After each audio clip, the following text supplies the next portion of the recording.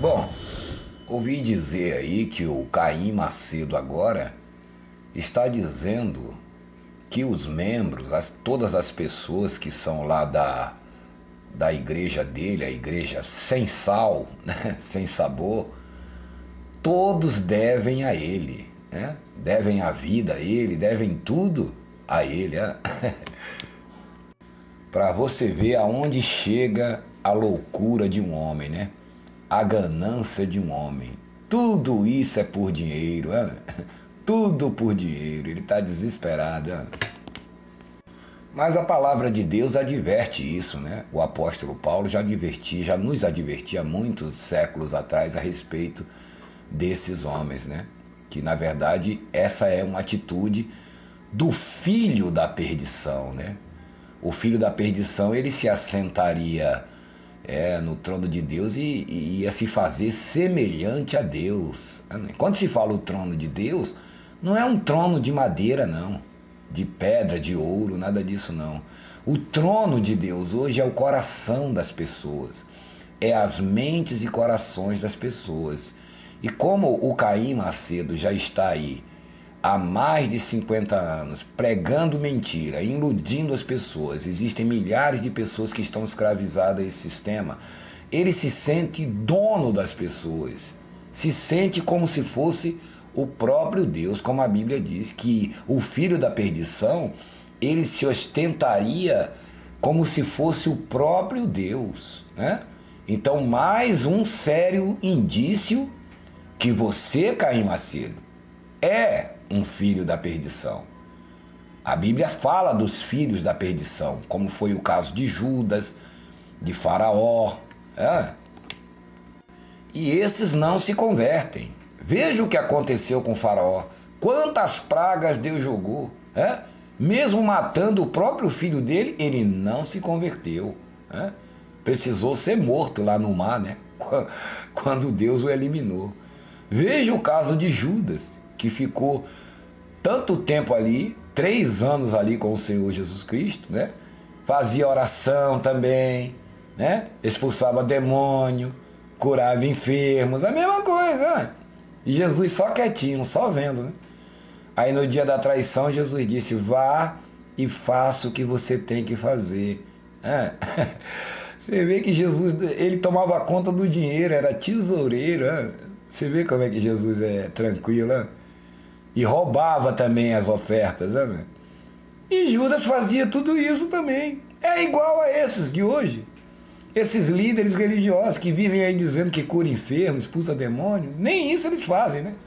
Judas pelo menos não fazia isso, né? Jesus permitia isso, mas não queria dizer que ele era de Deus, né? Jesus disse: escolhi vocês em número de 12, mas um aqui é o diabo. Não é que Judas era o diabo. Judas era um vaso, era um filho da perdição. Judas não foi para o inferno, nem foi para o céu.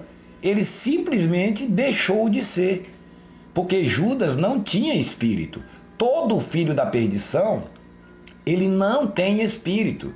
Ele pode aprender a palavra de Deus pela letra, maquinalmente, né? Pela carne, pela mente carnal. E pode pregar a palavra de Deus igualzinho ao Filho de Deus. É o famoso CD pirata, que parece, mas não é. O falso profeta é o quê? É aquele que usa a Bíblia e distorce a verdade. O profeta, o falso profeta, ele não usa o Alcorão. Ele não usa um livro de filosofias, não. Inicialmente ele começa usando a Bíblia. Depois ele vai saindo fora da palavra.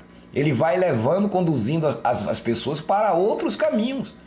É como eles, tem até a Bíblia deles aí, né? A Bíblia do Caim Macedo, né? Eles vão desviando as pessoas, vão escrevendo os livros deles, com a mentalidade carnal deles, usando versículos isolados da Bíblia, e assim eles vão afastando as pessoas de Deus. Por isso nós temos que estar atentos, né? Como cristãos, como os filhos de Deus, a esses elementos, que são filhos da perdição, nasceram para ser destruídos. Por isso Jesus disse: nenhum de vós se perdeu, a não ser aquele que já estava escrito, que era um filho da perdição, que era Judas. Ou Judas enganou Jesus. O cara está aqui comendo do meu prato e me enganou. Não, Jesus já sabia. Já estava escrito. Tem gente que fica morrendo de pena de Judas. Coitado de Judas. Ele podia se arrepender, né? Podia isso, podia aquilo. Não, ele não podia. Porque ele foi um vaso criado para aquilo, para um propósito de Deus. E se você for analisar bem, o que aconteceu? Se Judas não vai lá e não entrega Jesus, Jesus não era preso. Se Jesus não fosse preso, Jesus não seria açoitado, não ia para a cruz e não nos salvaria. Está vendo como é uma coisa programada por Deus antes da fundação do mundo ou do universo? Então você tem que entender que Deus não faz nada à toa.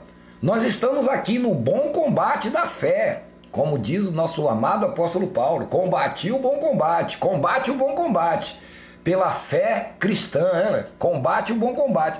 Nós estamos aqui e nós temos discernimento espiritual, não estamos aqui para apontar esse é, aquele não é, não, mas o Espírito Santo que fala ao nosso espírito, ele confirma, né, que as atitudes desses homens são atitudes de quê?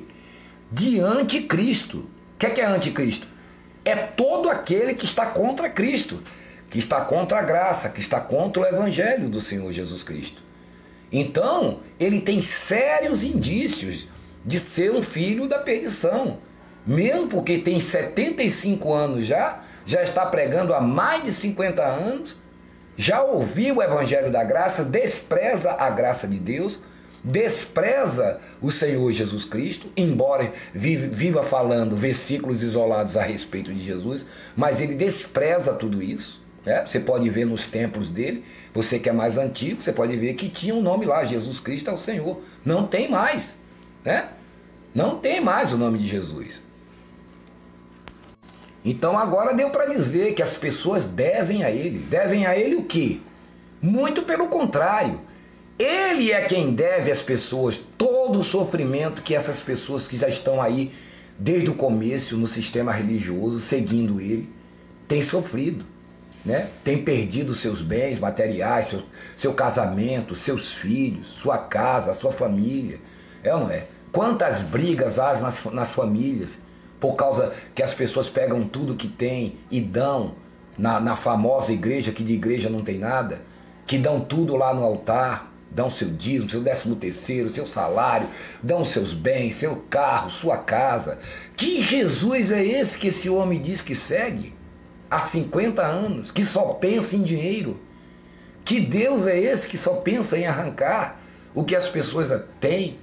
Nem os mendigos escapam lá, nem as crianças que mandam vender latinha, vender os brinquedos para dar de ofertas. Então que Deus avarento é esse? Que Deus ganancioso? Que Deus alucinado por dinheiro é esse? Que ele vem com essa carinha de santo aqui na internet, no YouTube, em todos os meios de comunicação, falar, e já entra dizendo que Deus abençoe a todos, a você, a sua família, que Deus abençoe os meus amigos e os meus inimigos também, aquele que me persegue, aqueles que se vitimizando.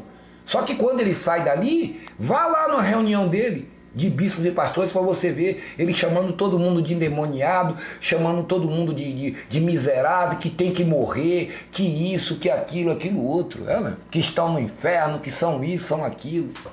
Né? Joga praga, eu amaldiçoo, né? Mas quando ele vem aqui no YouTube, ele vem com aquela carinha de santo, para você achar que ele está cheio do Espírito Santo.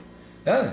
Então, uma hipocrisia, um hipócrita, um verdadeiro mestre do engano, da ilusão, da mentira. Mas isso tudo é desespero, porque ele está vendo que a casa está caindo. E cada um que sai daí de dentro também começa a denunciar, né?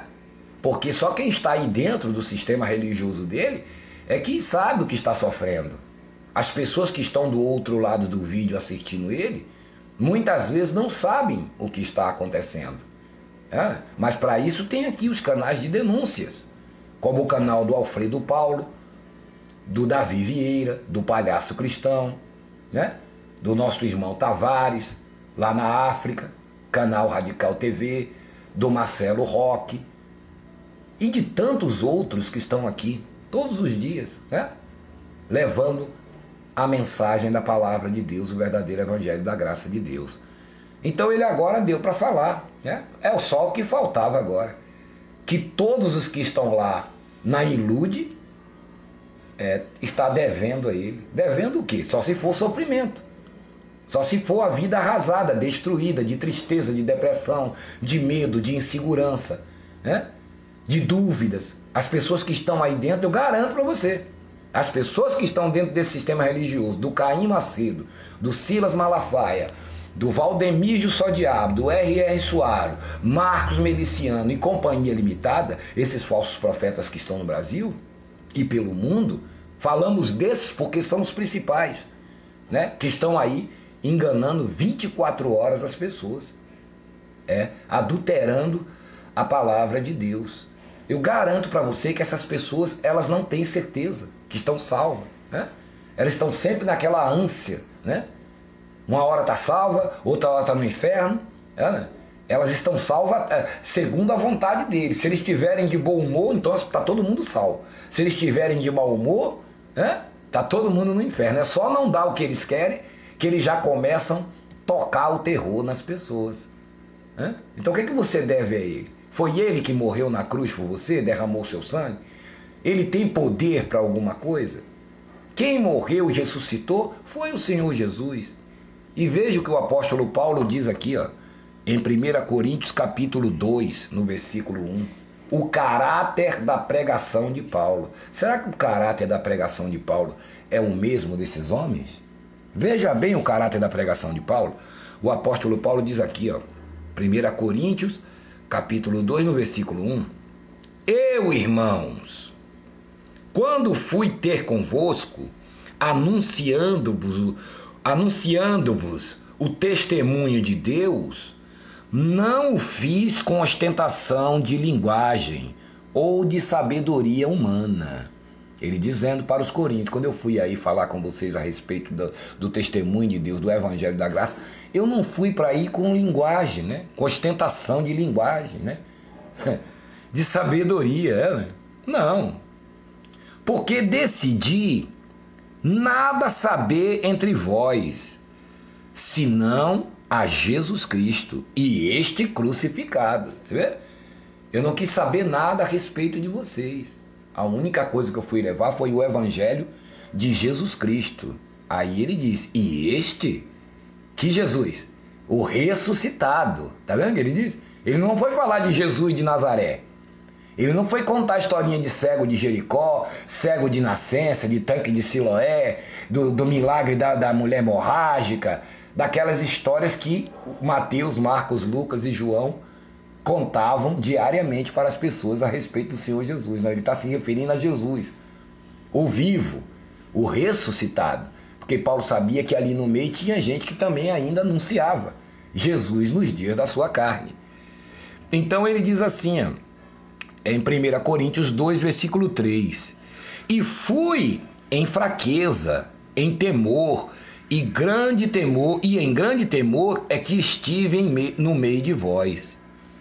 A minha palavra e a minha pregação não constituíram em linguagem persuasiva de sabedoria, mas em demonstração do Espírito e de poder, para que a vossa fé não se apoiasse em sabedoria humana, e sim no poder de Deus. Tá vendo?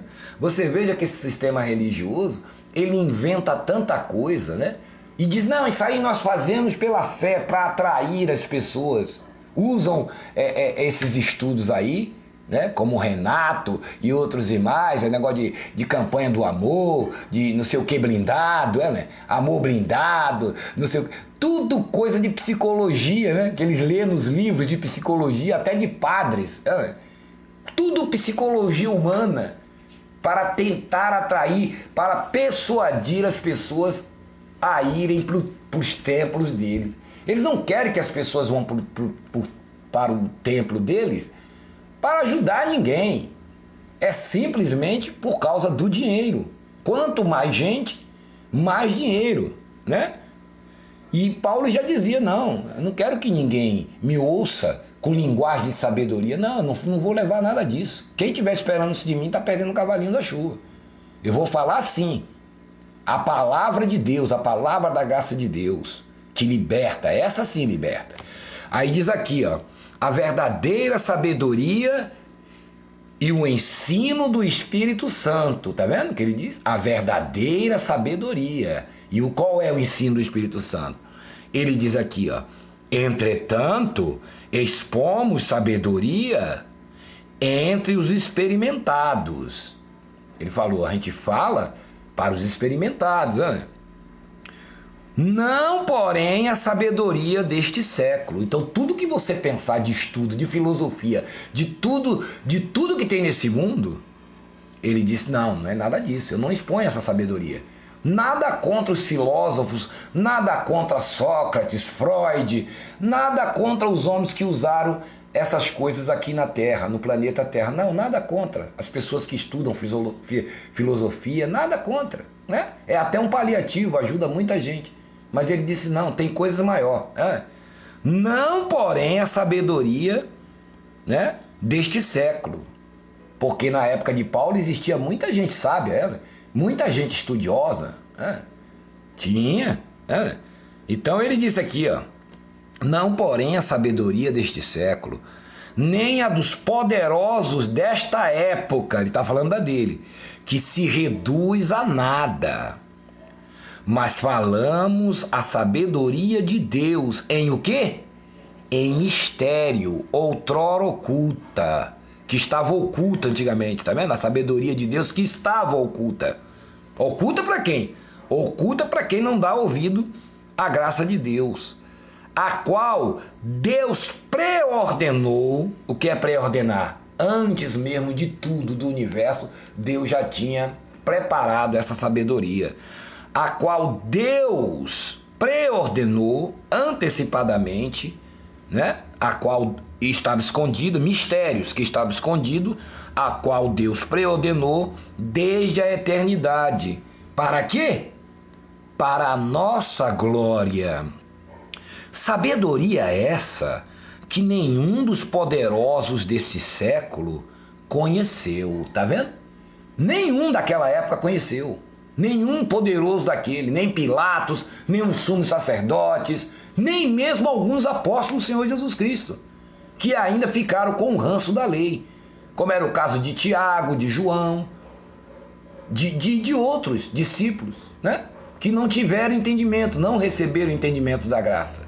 Estão salvos, são filhos de Deus, estão agora no céu, aguardando, né, o dia em que todos despertarão, todos nós juntos, para vivermos eternamente com Deus, né? Sabedoria essa, né? 1 Coríntios 2,8, sabedoria essa que nenhum dos poderosos deste século conheceu, porque se tivessem conhecido, jamais teriam crucificado o Senhor da glória. Tá vendo? Mas como está escrito, nem olhos viram, nem ouvidos ouviram, nem jamais penetrou em coração humano o que Deus tem preparado para aqueles que o amam. Aí quando você lê isso aí, você fica se conformando, pois é, né? Deus é muito bom, Jesus é bom, né? Mas nem olhos viram, nem ouvidos ouviram. O apóstolo Paulo está falando, né? O que Deus tem preparado para mim, né? Então eu tenho que ficar aqui na cegueira, eu tenho que ficar me contentando. Não, aí ele diz aqui, ó. Mas Deus, aqui é que está o mistério, ó. Nulo revelou pelo Espírito. Está dizendo que, mas Deus revelou a quem? Aqueles que recebem a graça de Deus, o verdadeiro evangelho. Deus nos revela onde? Em filosofias? Em campanhas, em votos, em sacrifício, em fazer corrente, em fazer campanha de Israel, em monte falso? Não. Aonde que Deus nos revela essa sabedoria que os poderosos daquela época e nem os de hoje conhecem? Mas Deus, ao que é filho de Deus, ao que aceita a graça de Deus, aos que se submete se submetem ao Senhor Jesus Cristo ressuscitado, agora, neste exato momento, neste exato minuto e segundo. Aqueles que aceitam e dizem, não, eu recebo essa palavra, eu recebo a graça de Deus, a partir de hoje estou fora dessa mentira de corrente, de campanha, de sistema religioso, de Macedo, de Valdemir de Só Diabo, de todos esses mentirosos, estou fora desse sistema religioso, a partir de hoje eu recebo a graça de Deus na minha vida. A esses é que a Bíblia está dizendo. Mas Deus, essa sabedoria, esses mistérios que estavam todos escondidos, olha o que ele faz. Ó. Mas Deus nos revelou pelo Espírito. Veja que o Espírito está escrito com E maiúsculo, é o Espírito Santo. Porque o Espírito a todas as coisas prescruta, ou seja, sonda, né? O Espírito sonda todas as coisas, até mesmo as profundezas de Deus, tá vendo? O Espírito de Deus quem é? É o Espírito de Deus, que está dentro de Deus, da mente de Deus. Porque qual dos homens sabe as coisas do homem, senão o seu próprio Espírito? Uma pergunta o apóstolo Paulo está fazendo. Vem cá, qual dos homens sabe as coisas que ele está pensando, senão ele mesmo? Se eu, você, chegar em qualquer lugar, pode ter uma multidão. Se nós ficarmos calados ali, não abrir a boca, fazer nada, só nós sabemos o que nós estamos pensando, né? Porque o nosso espírito está dentro do nosso corpo, né? E se você não sabe, Deus também tem um corpo. Deus tem um corpo. Deus não é uma fumaça, uma visagem, uma assombração, né? Deus tem um corpo espiritual. E dentro desse corpo espiritual está o Espírito de Deus, assim como nós também temos um corpo carnal, físico, e dentro do nosso corpo está o nosso espírito. Ou seja, só o homem sabe o que ele está pensando, de bom ou de ruim.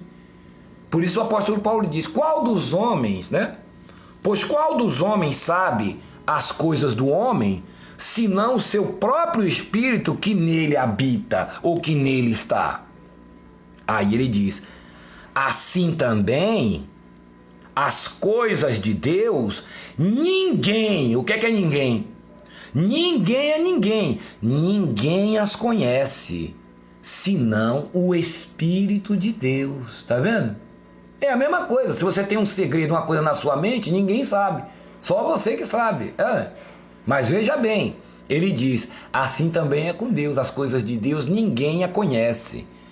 Aí ele diz assim, ora, 1 Coríntios 2,12, ora, o apóstolo Paulo dá esse ora, né? Mas ora, nós não temos recebido o Espírito do mundo, e sim o Espírito que vem de quem? De Deus, para que conheçamos o que por Deus já nos foi dado gratuitamente. O que foi dado gratuitamente para a gente? Tá vendo? O apóstolo Paulo está dizendo, peraí, mas nós não temos o Espírito do mundo, nós temos o Espírito de Deus. E se o Espírito de Deus é a mente de Deus e conhece tudo o que Deus está pensando e sonda até as profundezas de Deus, esse Espírito de Deus está onde? Dentro de nós. Mas Deus nos deu o Espírito dele para que a gente conheça. Não é quando morrer, não. Não é só quando morrer, não. Sair daqui da terra, não. Não é só quando nos libertarmos desse corpo físico, não. É já aqui na terra. É ver o invisível. Como diz lá, né, que Moisés via o invisível, como contemplava Deus. É você conhecer as coisas do mundo invisível, das coisas espirituais. Porque o Evangelho não é só para ficar falando das coisas dessa terra aqui, não. A função do Evangelho é abrir os nossos olhos, não para ver o que o Caim Macedo está fazendo, porque isso nós estamos vendo. Isso Deus já nos abriu os olhos, nós já estamos vendo, já estamos enxergando. Todos estão enxergando, né? Mas é principalmente a função do Evangelho é essa, é fazer você ver o invisível, é fazer você desfrutar pela fé desse mundo, desse reino, desse novo universo que já está dentro de nós. Deus não vai esperar a gente morrer para poder nos revelar o seu gozo, a sua paz, a sua alegria, a sua felicidade, o seu reino. Não, você já pode estar aqui 24 horas andando, o reino de Deus está dentro de nós. Nós já podemos estar contemplando, nós já podemos estar desfrutando desse reino a cada instante, a cada momento. E quando partirmos daqui e recebermos um corpo novo, melhor ainda. Né?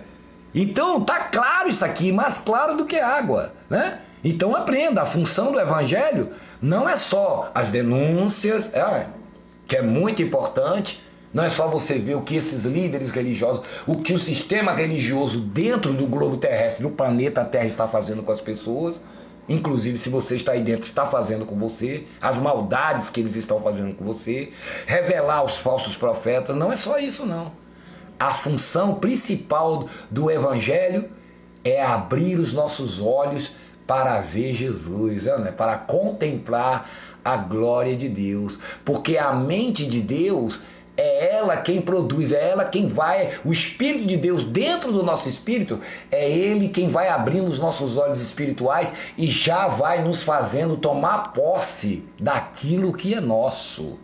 Por isso que ele diz aqui, ora, 1 Coríntios 2,12, nós não temos recebido o Espírito do mundo, e sim o Espírito de Deus, o Espírito que vem de Deus, para que conheçamos, tá vendo? Para a gente conhecer, não é quando morrer não, é aqui já, para que a gente conheça o que por Deus nos foi dado gratuitamente,